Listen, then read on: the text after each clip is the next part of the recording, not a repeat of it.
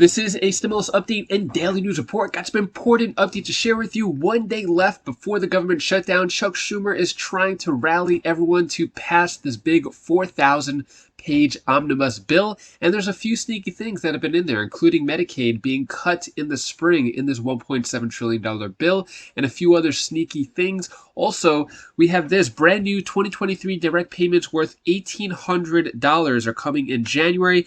And are you one of the millions receiving stimulus funds between now and early next year? There is bipartisan support for that big bill, but some Republicans are speaking out, and I'll give you some other important updates as well. Hope you're having a terrific Thursday. If you appreciate the fact-based, fast-paced updates, hit the like button down below and subscribe to the channel for more daily, straight-to-the-point updates on matters that financially matter to you. So average Social Security retirement benefit fell short by 46% in 2022. Here are the costs that went up the most. So high inflation outpaced a record Social Security cost of living adjustment this year. Here's the prices that rose the fastest for households ages 65 and up. So even though the COLA did go up pretty high for 2022 relative to past years, the inflation was just still way too high and it didn't even matter. So the average retiree benefit increased $1,556 in 2022 from $1,564 in 2021, a $92 per month boost. But it wasn't enough. So if we look at this chart here, you could see how much the inflation rate went up. Year-over-year inflation right here in the blue, and then amount needed to keep up with inflation, how much it was here, and the monthly shortfall. So you can see for the entire year of 2022, you can see this right column here all in the red. It was basically whatever you were making, you were losing an extra $30 in December 2021, but let's say all the way up to November, you're losing $19 because of inflation. Basically the average person lost $42 due to inflation, average retiree, and there needed to be $135 extra in order to make up for that. And that's if everything is going according to plan. So the fastest growing cost was home heating oil, which is 68%, airfare 42%, flour and prepared mixes 24%, health insurance 20%, natural gas 20%, oil change and coolant 19%, canned fruits and vegetables 18%. And it goes on. So it was a really tough year for retirees, and there wasn't enough done.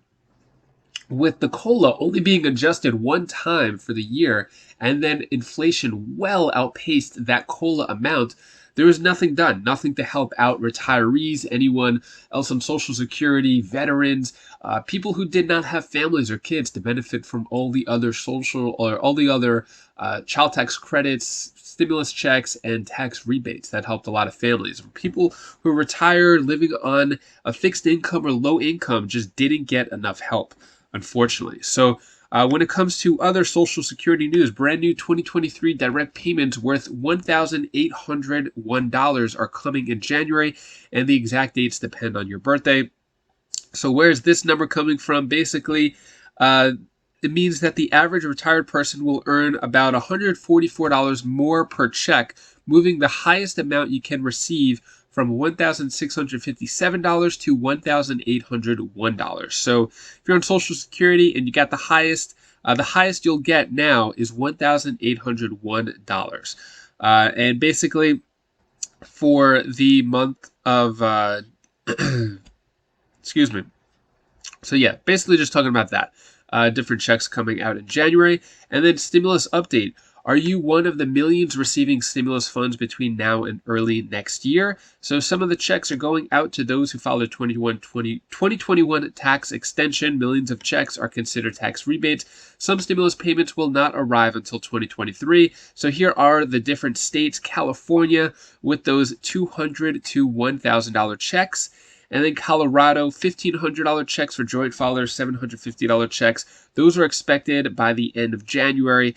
Idaho giving out $300 checks or 10% of 2020 income. Those should come by December 31st, 2022. Illinois has a tax rebate of $400, which already went to some residents, and I guess the rest should go out through the end of this month. Maine, those $850 checks, those went out during the summer. $1,700 checks for married couples.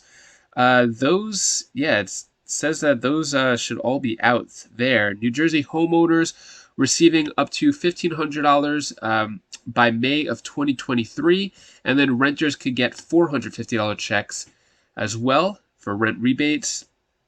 Then there's Pennsylvania, $650 checks, and then it was boosted to $975 checks to senior citizens. Those should be received in 2023. Rhode Island families, $250 checks per child. I think it's $750 max. Those should go out this month. Then South Carolina, $800 checks. I got one of those. That was pretty cool. Those should be the last check should be going out February 15th, 2023.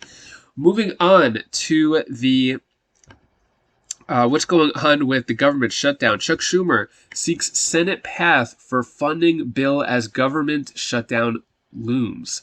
All right, so we have, so basically what's said here is we are very close, but we're not there yet. Sounds familiar.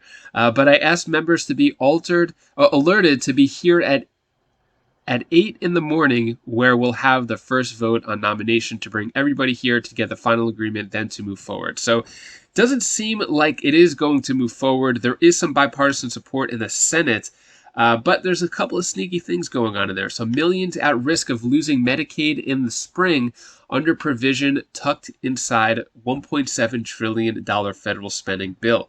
So, millions of people who enrolled in Medicaid during the pandemic risk losing their coverage starting in the spring under Congress's $1.7 trillion government funding bill, which has over 4,000 pages, which is almost impossible to read in just 3 days. But it looks like they're finding a lot of things like this in it.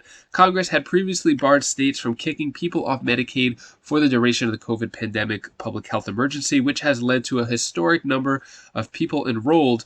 Under the funding bill, states could start to terminate people's coverage as of April 1st if they no longer meet eligibility requirements. And then also another one here, Omnibus silently endorses 4.6% pay raise for federal employees in 2023.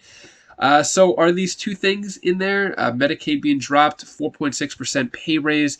Is that a good idea, bad idea? So as I mentioned, the bill is 4,155 pages, which I don't think one person can read in a few days. And so it looks like they're finding little nuggets here and there. To more on this big bill and why it may not be a good idea, take a look at what's said here. Of course, Senator, have you read the 40? How do you know what's in there about Venmo and PayPal? Does anyone know what's in this? So we just had this dumped on us a day and a half ago. I've been reading through it. My staff's been reading through it. It's more than 4,000 pages, Joe. What's not in there, though, is the fix that I've been working on for months, and that's to address this 1099-K problem for people that use Venmo, PayPal for small transactions. We're talking anyone that has transactions that go north of $600.